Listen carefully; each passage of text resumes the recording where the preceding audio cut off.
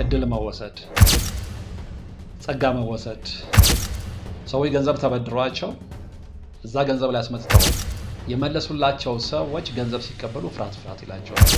ሰዎች በዚህ መልኩ ከመስመር ወጥተናል። እግዚአብሔር ወደ መስመራችን ይመልሳል። መነጋገር አለም ሰው ማየት ያስጠላችኋል። በራችሁን ቆልፋችሁ ነው የምትቀመጡት። ያው ቤተሰቦቻችሁን እንድትጠሉ ሮብና ዓርብ ስጋ ግጥም አድርገህ እየበላ ጧት እስከ 3 ሰዓት እየተኛ መኝታ ቤታችሁ ዘግታችሁ ጨለማ ውስጥ ማዘውተር ተግባራችሁ ይሆናል። ዲኤምሲ ሪል ስቴት እስከ 2 ሚሊዮን ብር ቅናሽ ያደረገባቸውን የዲያስፖራ ብሎክ አፓርትመንቶች የመጨረሻ ዙር ሽያጭ ላይ መሆኑ ይታወቃል። አፓርትመንቶቻችን በለቡ መብራት ኃይል በቪላ ቤት ዲዛይን የተሰሩ እጅግ ማራኪ እይታ ያላቸው ሲሆኑ ባለ 1 መኝታ በ431 ሺህ ብር፣ ባለ 2 መኝታ በ620 ሺህ ብር፣ ባለ 3 መኝታ በ740 ሺህ ብር ቅድመ ክፍያ 60% የባንክ አማራጭ ያላቸው ምቹ የሆነ የአከፋፈል ስርዓት ጋራ ማግኘት ይችላሉ። እነዚህን በከተማው ተፈላጊ የሆኑ ቤቶች ሽያጭ ሊጠናቀቁ ውስን ቤቶች ብቻ ስለቀሩን ፈጥነው ቤትዎን የግሉ ያድርጉ። ቀጠሮ ለመያዝ ከታች ባለው ስልክ ይደውሉልን። ዲኤምሲ ሪል ስቴት። ሰላም ጤና ይስጥልን። በሀገር ውስጥና በመላው ዓለም የምትገኙ ወደ ቻናሌ ተከታታዮች ይኸው ዛሬም እግዚአብሔር ፈቅዶ ተገናኝተናል። እንግዲህ ለዛሬም የብዙዎቻቸው ጥያቄ የሆነ ርዕሰ ጉዳይ ይዤ ነው የቀረብኩት። እንግዲህ በተደጋጋሚ ስለ እድል መወሰድ ፕሮግራም ሰርተናል፣ ብዙዎቻችሁ እንደምታስታውሱት ማለት ነው። ይሄውም ደግሞ የመጀመሪያው ቻናል ላይ ብቻ ሳይሆን በሁለቱም ቻናሎቻችን ላይ ሰርተናል፣ የብዙዎቻችሁ ጥያቄ ስለሆነ ማለት ነው። እና ይሄ ጥያቄ ከመቆም ይልቅ ግን በጣም እየጨመረ ነው የመጣው። እንግዲህ በዚህ ሳምንት እንኳን ከተደወሉልኝ ስልኮች መካከል ወደ 27 የሚጠጉት እድላችን እንደተወሰደ ይሰማናል፣ እንደውም አንዳንዶቹ እድላችን ተወስዷል፣ የሚሰማን ስሜት የዛ አይነት ነው፣ ምን እናድርግ የሚል ጭንቀት አዘል ጥያቄ ነው ያቀረቡት። እንግዲህ በአንድ ሳምንት ውስጥ 27 ሰው ጭንቀት አዘል የእድል መውሰድ ጥያቄን ካቀረበ ወይም ደግሞ ካነሳ በወር ውስጥ የምን ያህል ሰዎች እድል በአማካይ እንደሚወሰድ መገመት ያን ያህል ከባድ አይደለም። ስለዚህ መምህራኖች ሲያስተምሩ ብዙ ጊዜ ሰምተናል እና የሀሳብ የሚያስማማን ይመስለኛል።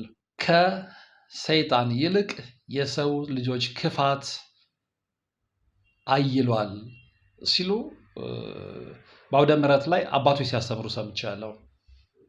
ከዚህ እውነት ላይ ተነስተው ነው ብዬ ነው እማምነው። ስለዚህ ይሄንን ግምት በመክተት እንግዲህ ዛሬም የብዙዎቻቸው ጥያቄ ሊሆን ይችላል ብዬ ስላመንኩኝ በዚህ ጉዳይ ላይ የተለያዩ መጽሐፎችን ሪፈር አድርጌ የተለያዩ የውጭ ሀገር ቪዲዮዎችን በዛ ጉዳይ ላይ የተጻፉ ጽሁፎችን ሪፈር አድርጌ ጨምቄ ነው ያቀረብኩት እንጂ በዚህ ጉዳይ ላይ እናውራ ብንል በጣም ሰፊ ነው እና በአንድ የዩቲዩብ ፕሮግራም የምንቋጫው ስላልሆነ ከዛ ውስጥ ግን ለእናንተ ይጠቅማል ያልኩትን እና ግንዛቤ የምታገኙባቸውን ነጥቦች ነቃቅሼ ይዤ ቀርብ ያለው ማለት ነው። ስለዚህ ዛሬ የምንመለከተው ምንድን ነው? እንግዲህ እድላችሁ ሲወሰድ የምታዩቸውን 10 ምልክቶች ነው እና እነዚህን 10 ምልክቶች የምትመለከቱ ከሆነ እድላችሁ ተወስዷል ማለት ነው። ስለዚህ መፍትሄው ምንድን ነው የሚለውን ደግሞ መጨረሻ ላይ እንነጋገራለን።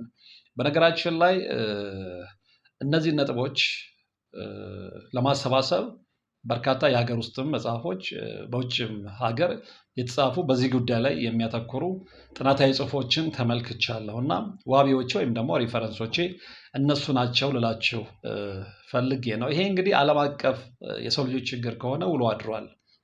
እድል መወሰድ፣ ጸጋ መወሰድ። ጸጋ እንኳን ከሞላ ጎደል የሚወሰደው ለምንድን ነው? ከእግዚአብሔር መንገድ ስንወጣ ነው። እሱም በሌላ ጊዜ እንመጣለን። ይሄኛው ግን የብዙዎች የጋራ ችግር የሆነው እድል መወሰድ ከምን ጋር የተያያዘ ነው?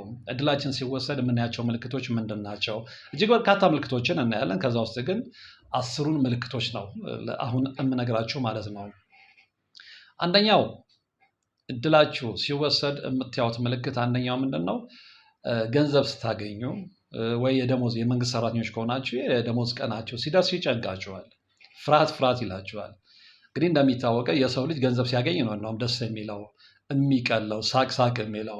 የደሞዝ ሰሞን የመንግስት ሰራተኞች ላይ የሚታየው ዘና የማለት ስሜት ደሞዝ ተቀብለው 6-7 ቀናትን ካስቆጠሩ በኋላ ግን ያ ስሜት አይኖርም አብሯቸው። መልሰው ወደ ድብርታቸው፣ ወደ መጨናነቃቸው፣ ወደ ብድራቸው ነው የሚገቡት። ነገር ግን ልክ ደሞዝ ሲመጣ ወይም ደግሞ ገንዘብ እጃችሁ ሊገባ ሲል ፍርሃት የሚላችሁ ከሆነ እንደዚህ አይነት ሰዎች አሉ። እንደውም ትናንትና ወዲያ ከቡታጅራ አንድ አባት ደውለውልኝ ተመሳሳይ ነገር ነግረውኛል። እንግዲህ ከ27ቱ ስልኮች የእሳቸው አንደኛው ነው እና ለምሳሌነት ነው የእሳቸውን የማነሳው እና ይገርምሃል፣ እኔ ብዙ ዓመት ሰርቻለሁ፣ እሰራለሁ፣ ጎበዝ ነጋዴ ነኝ። በጣም ፍርሃት ይለኛል። እንደውም አንዳንዴ ገንዘቡ ባልመጣ እላለሁ እና ሁሌ ነው ፍርሃት የሚሉት ወይስ ገንዘቡ እጆት ሲገባ ብቻ? ገንዘቡ እጄ ሲገባ ነው ፍርሃት የሚለኝ። ሌላም ጊዜ ከመሬት ተነስቶ ባዶ ፍርሃት ይሰማኛል። ምንድን ነው የሚያስፈራኝ ብዬ ስመረምር ግን መልሱን አላገኘም። የፍርሃቴ ምንጭ ምን እንደሆነ ማወቅ አልችልም። ግን ዝም ብሎ ፍርሃት ይለኛል ነው ያሉኝ እና ሞር ግን ፍርሃቱ የሚባባሰው መቼ ነው? የሆነ ነገር ሸጠው እጃቸው ገንዘቡ ሲገባ። እንግዲህ ነጋዴዎች ብዙ ጊዜ ከሚሸጡት ነገር ጋር የገንዘብ የማግኘት አጋጣሚና እድላቸው ሰፊ ነው። እንግዲህ እንደ ወር ደመወዝተኛ አይደለም። የወር ደመወዝተኛ ያው ወሩን ጠብቆ ነው ደመወዙን የሚቀበለው። ነጋዴዎች ግን በየጊዜው እንደሸጡት የዕቃ አይነትና ሸቀጣቸው ይለያያል። ስለዚህ በየቀኑ የሚሸጡ ከሆነ በየቀኑ ገንዘብ ያገኛሉ። እንዲሁም ደግሞ በሳምንት የሚሸጡ ከሆነ በሳምንት ያገኛሉ። እንደ ቢዝነሳቸው አይነትና ሁኔታ ይለያያል። ስለዚህ ልክ በዛ አይነት ሁኔታ ነጋዴዎች መሆናቸው ከሸጣችሁት ነገር ላይ ገንዘብ ስታገኙ፣ የወር ደመወዝተኞችም ሆናችሁ ከሸጣችሁት ነገር ላይ የወር የደሞዛችሁ ቀን ደርሶ ደሞዝ ልትቀበሉ ስትሉ ዝም ብሎ ጭንቅ የሚላችሁ ፍርሃት የሚላችሁ ከሆነ አንደኛው ምልክት ይሄኛው ነው። ሁለተኛው ከመሬት ተነስቶ ነው ፍርሃት የሚላችሁ። ቅድም እንዳልኳችሁ እንደኛ ሰውዬ በምሳሌነት እንዳነሷቸው አይነት ሰው እንዳነሱት ችግር ማለት ነው። ግን ምንድን ነው የፍርሃቴ ምንጭ ምንድን ነው? የፍርሃቴ ምክንያት ምንድን ነው ብላችሁ ብትመረምሩ ግን ልደርሱበት አትችሉም። ቁጭ ብላችሁ ዝም ብሎ ከመሬት የተነሳ ከምንም ነገር ላይ የመጣ ፍርሃት በውስጣችሁ ይሰፍናል፣ ይጨንቃችኋል። ስለምንም ነገር እርግጠኞች አትሆኑም።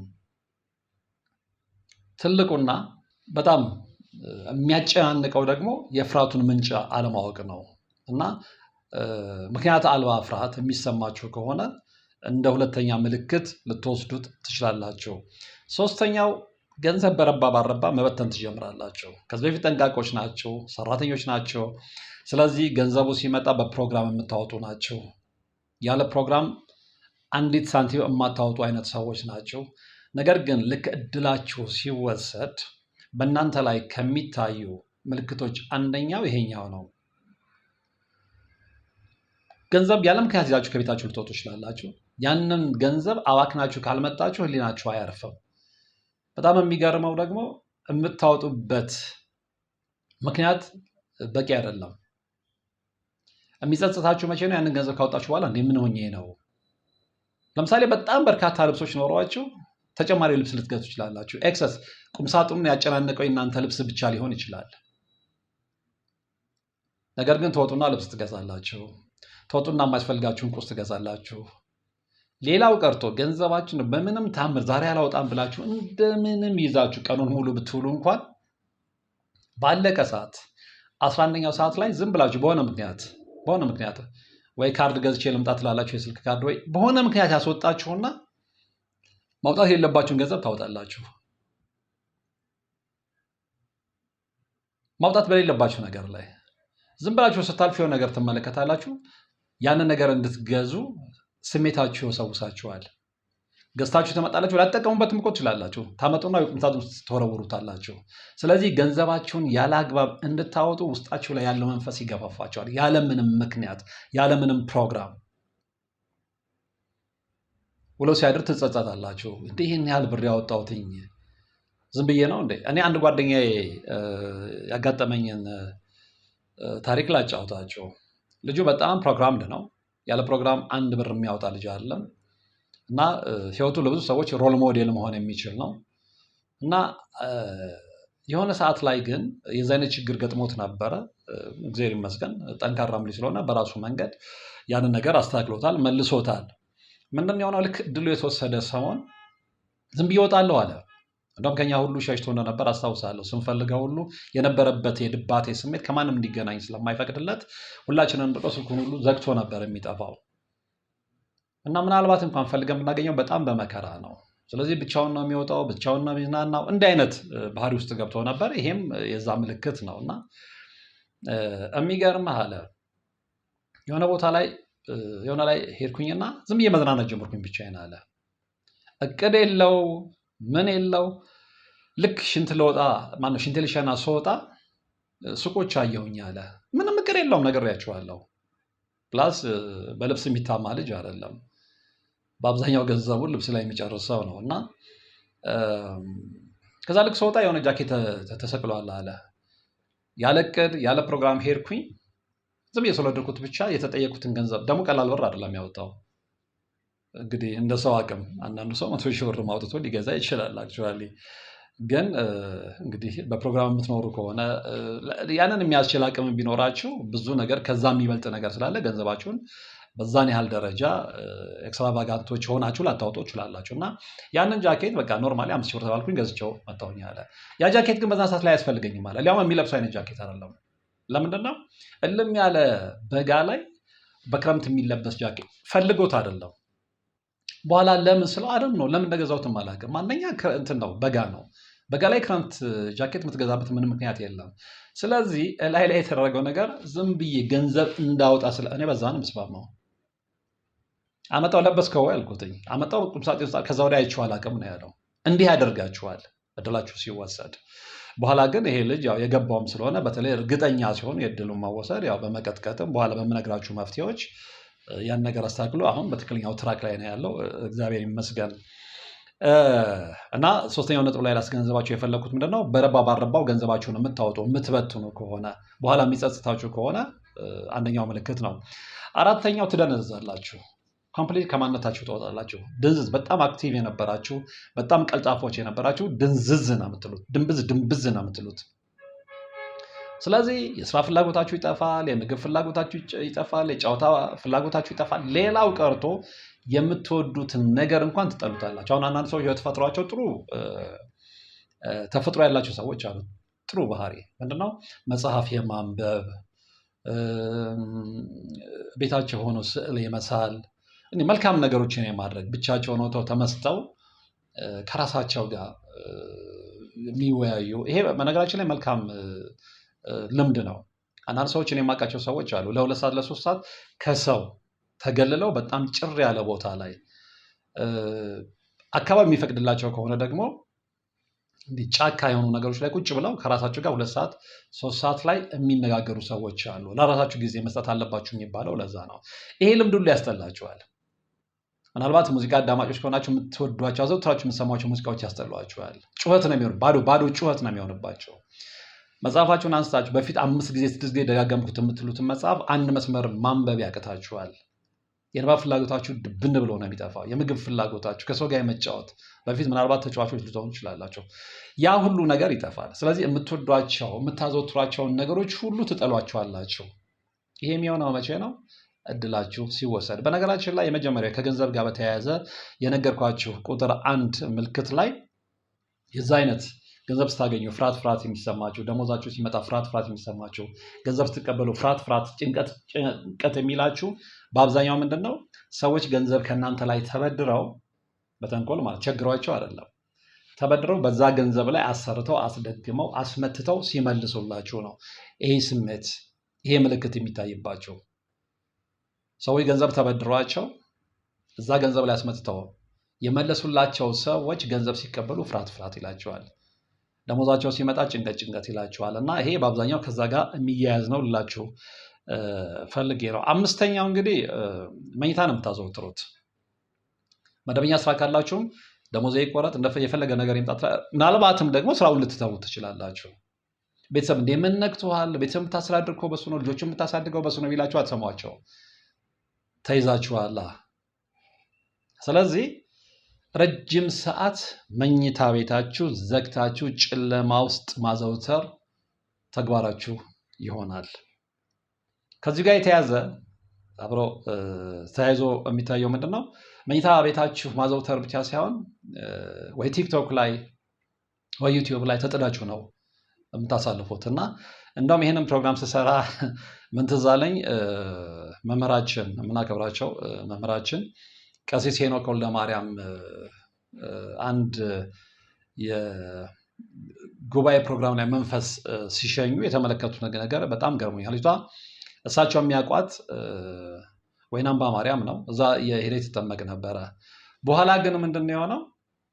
ልክ እሳቸው ከዛ ለቀው ዮሐንስ አካባቢ ይመስለኛል ካልተሳሳትኩ ሀያት ሲሄዱ ልጅቷ ሀያት ነች። እንግዲህ በፊት ከሀያት ጎሮ ከጎሮ ወይናምባ ነበር የምትሄደው 2 ታክሲ ይዛ ማለት ነው። አሁን ግን አጠገባ በሯ ላይ መጥተው 3 ዓመት ሙሉ አለያይቷቸው ነበር። እሳቸው እዛ ጋር ሆነው እሳቸውም እስኪገርማቸው እዛ ተመላልሳ ትጠመቅ የነበረች ልጅ እሳቸው እዚህ ሲመጡ ግን 3 ዓመት የጠፋች ሲባል መንፈሱ ምንድን ነው ያደርጋል? በቤቷ 3 ዓመት ሙሉ ብቻዋን አዘግቶ አስቀምጦ ቲክቶክ ላይ ነበር የጣዳት። እንዲህ አይነት ነገር ላይ በጣም ልትጠነቀቁ ይገባል። በጣም አዲክትድ ስትሆኑ ማህበራዊ ሚዲያው ሲውጣችሁ ራሳችሁን መጠየቅ መቻል አለባችሁ።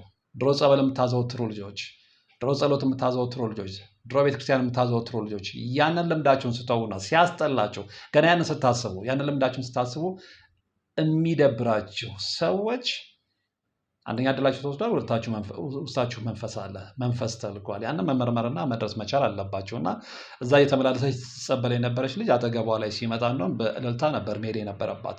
ነገር ግን መንፈሱ ያደረጋት ምንድነው? የእሷ ላይ የነበረው ገድግራ አይነ ጥላ ነው። ኖርማሊ ይዟት ነው የተቀመጠው 3 ዓመት ሙሉ። ሰዎች በዚህ መልኩ ከመስመር ወጥተናል። እግዚአብሔር ወደ መስመራችን ይመልሰን።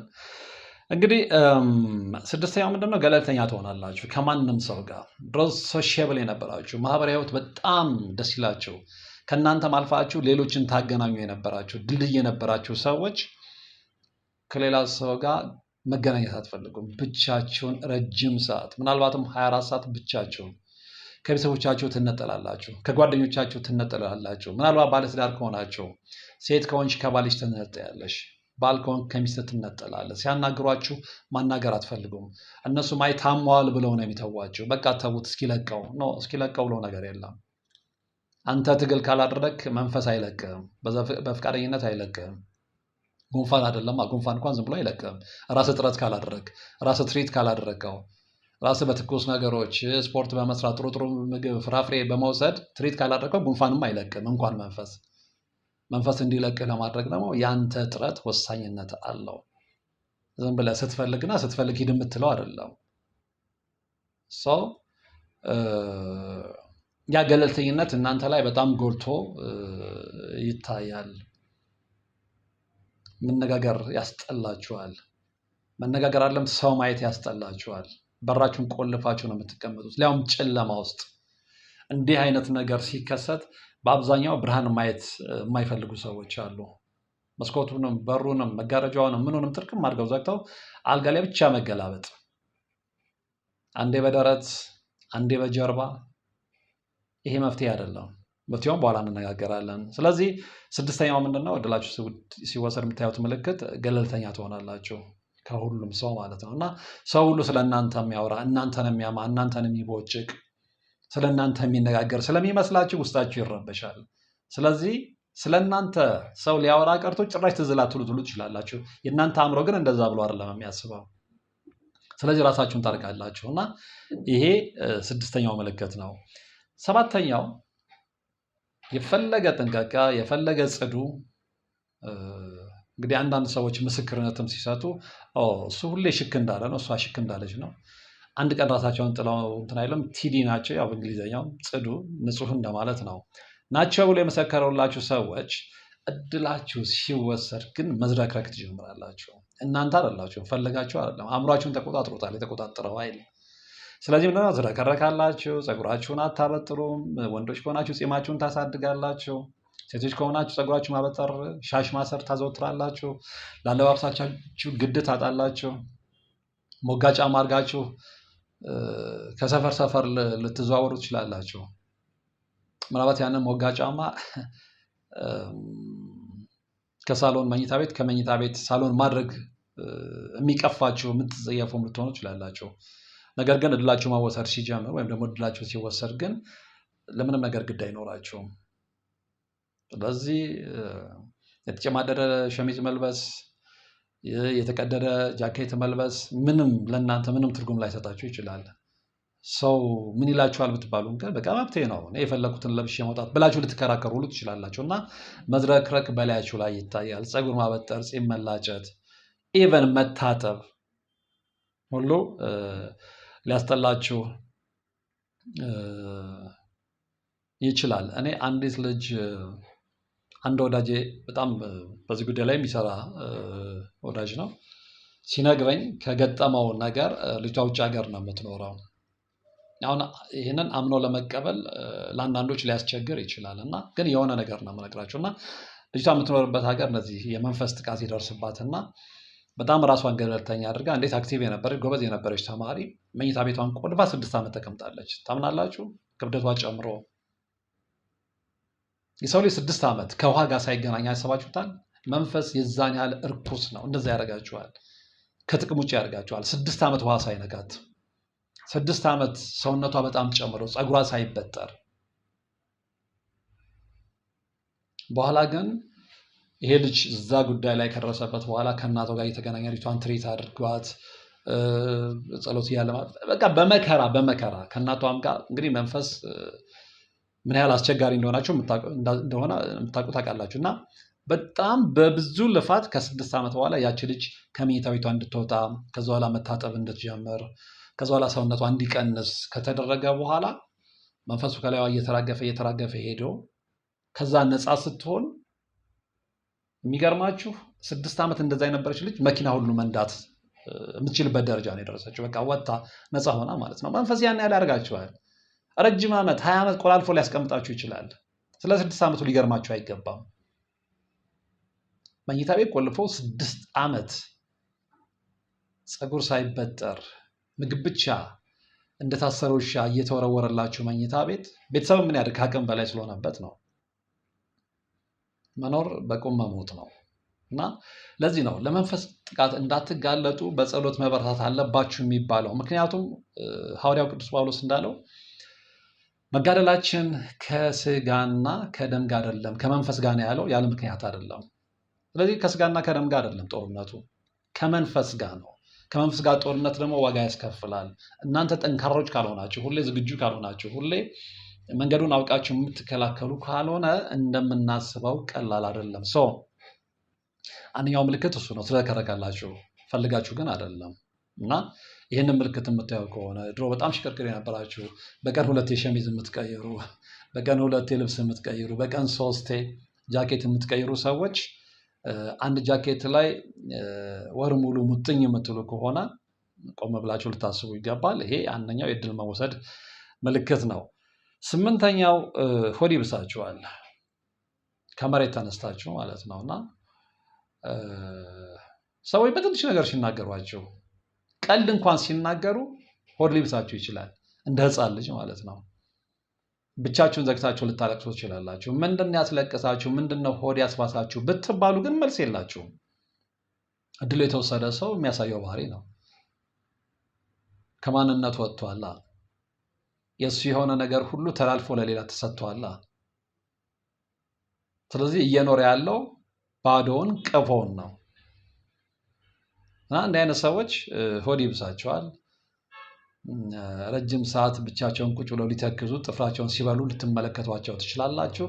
ባስ ሲልባቸው ግን ስቅስቅ ብለው ነው የሚያለቅሱት። እንደተደበደበ እንደተንገላታ ሰው ማለት ነው። እንዴ ምን ሆነ ነው ምን ሆነች ነው ብትሏቸው መልስ የላቸውም። መልሳቸው ምናልባት ሊሆን የሚችለው ምንድነው? እባክህ ተወኝ ብቻዬን ልሁን፣ እባካችሁ ተውኝ ብቻዬን ልሁን የሚል መልስ ነው የሚሰጧቸው እንጂ ሌላ ከዚህ የተሻለ ሊያውም ደግሞ አሳማኝ የሆነ መልስ አይሰጧቸውም። ሊሰጧቸውም አይችሉም። የሆኑትን እነሱም አያውቁትማ። ስለዚህ ይህንን ምልክት የምትመለከቱ ሰዎች እድል የመወሰድ አንደኛው ምልክት ስለሆነ ይህ ነገር በራሳችሁ ላይ መኖር ያለመኖርን በደንብ ልትፈትሹ ይገባል ማለት ነው። 9ኛው ለፍቶ መና ነው የምትሆኑት። እና ብዙ እንግዲህ የፕሮግራሜ ደንበኞች የፕሮግራሜ ተከታታዮች ደጋግመው በስልክ የሚሉኝ ነገር አለ። 27 ዓመት ሰው ሀገር ለፍቻለሁ፣ 30 ዓመት ሰው ሀገር ለፍቻለሁ፣ ነገር ግን እጄ ላይ ምንም ነገር የለም። ከሀገር ሀገር እየተንከራተትኩ ነው። በፊት ሳውዲ ነበርኩ፣ ከዛ ዱባይ ሄድኩ፣ ከዛ በኋላ እንዲህ እና ሀገራትን ብትሽከረከሩ እድላችሁ ከተወሰደና ከዛ ነፃ ካልሆናችሁ መስራቱ ብቻ ጥቅም የለውም። መስራቱ ብቻ ዋጋ የለውም። ከሀገር ሀገር ስትንከራተቱ ነው የምትኖሩት የምትከርሙት።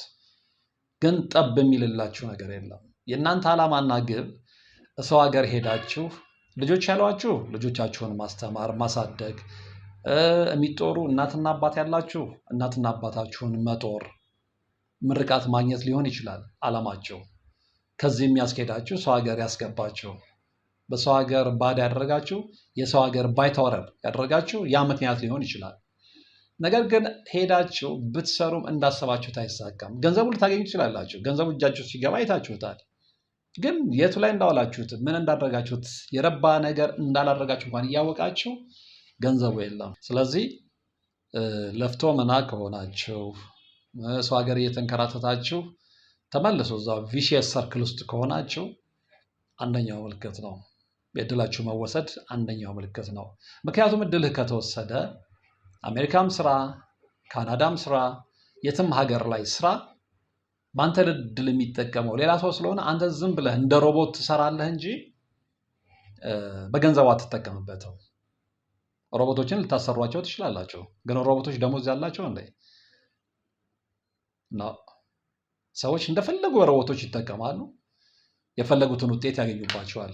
ሮቦቶች ግን ደክሞናል፣ የለፋንበት ነው፣ ገንዘብ አምጡ አይሉም። ስለዚህ ሮቦት ትሆናለህ፣ የሰው ሮቦት ትሆናለህ ማለት ነው። የሰው ሮቦት ትሆኛለች ማለት ነው። ብዙ በእንደዚህ አይነት ሁኔታ ውስጥ የሚሰቃዩ ወንድምና እህቶች በውጭው ዓለም ላይ እንዳሉ እናውቃለን። እነሱም ደውለው የገጠማቸውን ይነግሩናል። በተለይ በዚህ አይነት መርሃ ግብር ላይ የምንሰራ ሰዎች ጋር። ስለዚህ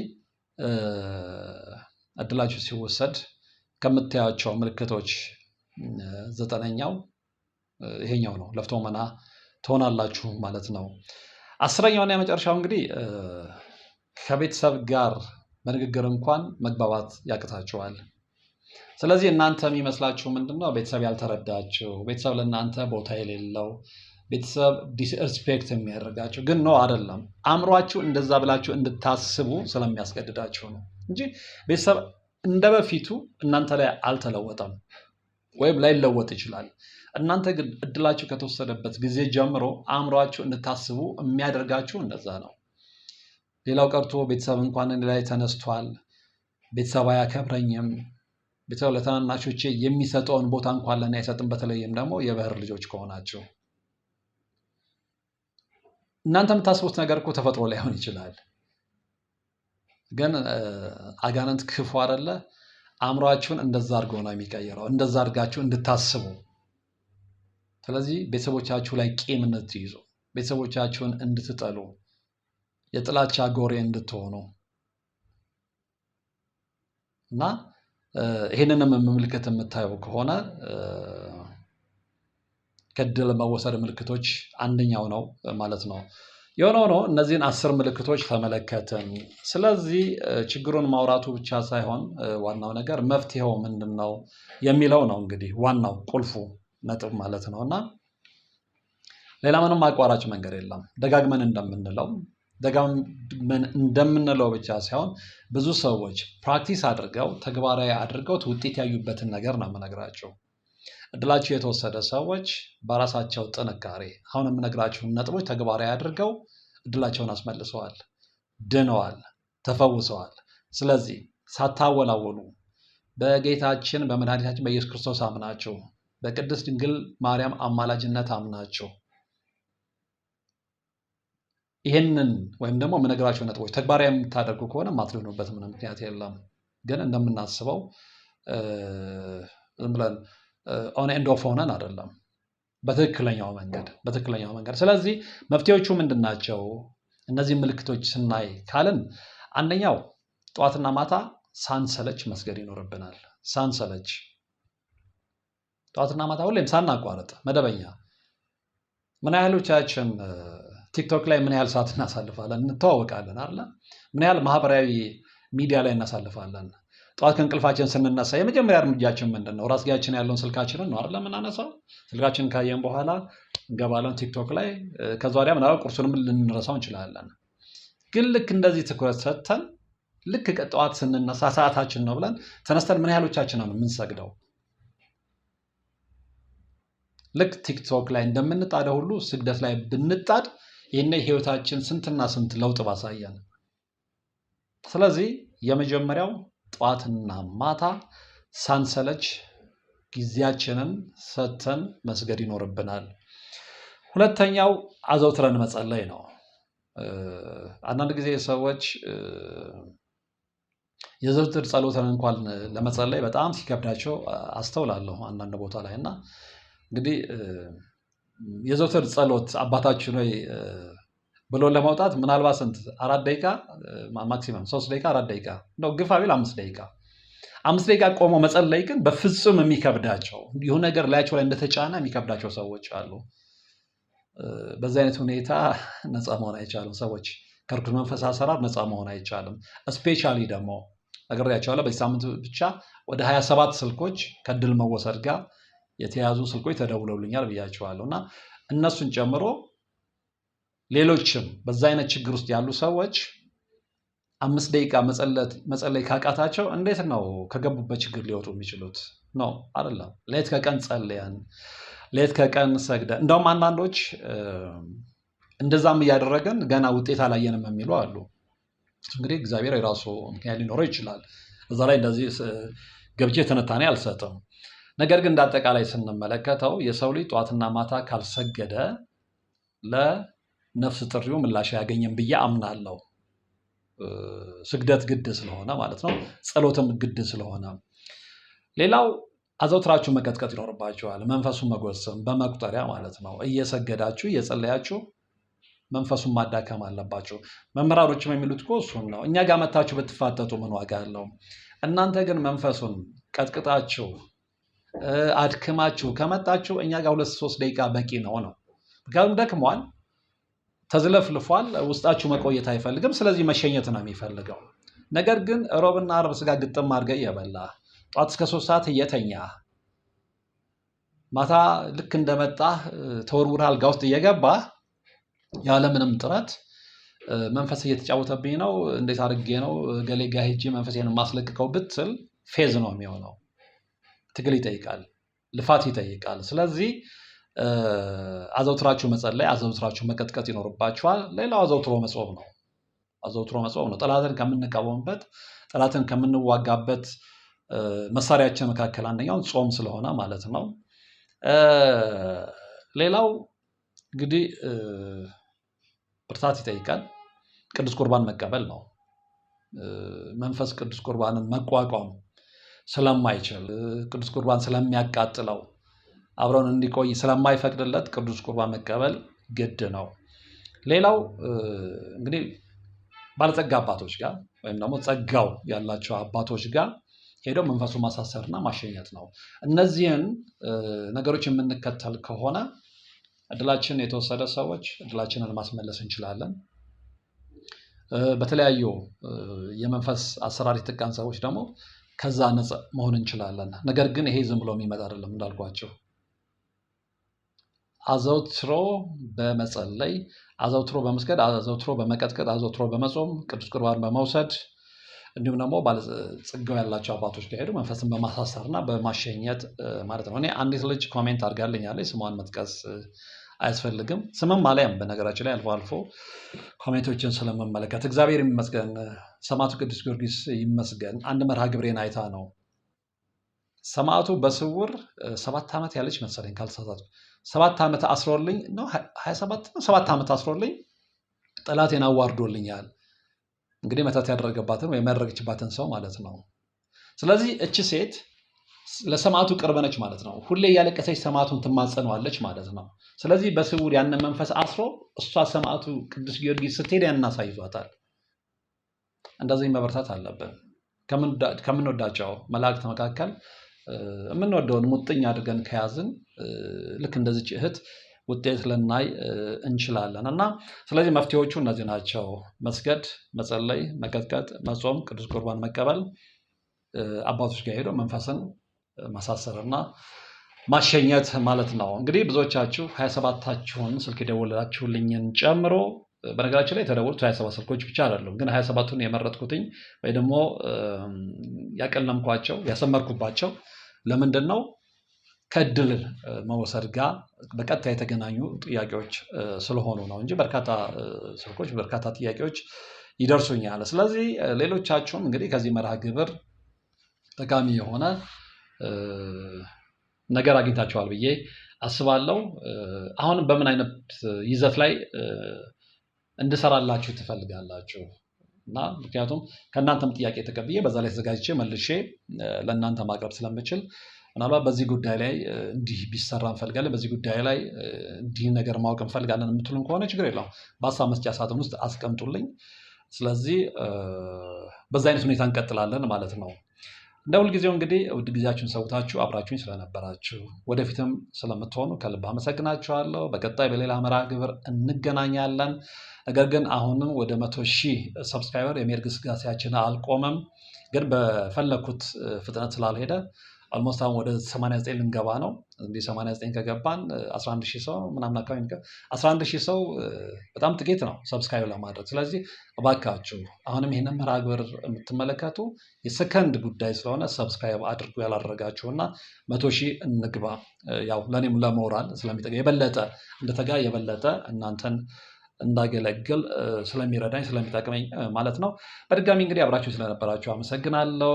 በቀጣይ በሌላ መርሃ ግብር እንገናኛለን። እስከዛው ግን በያላችሁበት ዲኤምሲ ሪል ስቴት እስከ 2 ሚሊዮን ብር ቅናሽ ያደረገባቸውን የዲያስፖራ ብሎክ አፓርትመንቶች የመጨረሻ ዙር ሽያጭ ላይ መሆኑ ይታወቃል። አፓርትመንቶቻችን በለቡ መብራት ኃይል በቪላ ቤት ዲዛይን የተሰሩ እጅግ ማራኪ እይታ ያላቸው ሲሆኑ ባለ 1 መኝታ በ431 ሺህ ብር፣ ባለ 2 መኝታ በ620 ሺህ ብር፣ ባለ 3 መኝታ በ740 ሺህ ብር ቅድመ ክፍያ 60% የባንክ አማራጭ ያላቸው ምቹ የሆነ የአከፋፈል ስርዓት ጋራ ማግኘት ይችላሉ። እነዚህን በከተማው ተፈላጊ የሆኑ ቤቶች ሽያጭ ሊጠናቀቁ ውስን ቤቶች ብቻ ቀሩን ፈጥነው ቤትዎን የግሉ ያድርጉ። ቀጠሮ ለመያዝ ከታች ባለው ስልክ ይደውሉልን። ዲኤምሲ ሪል ስቴት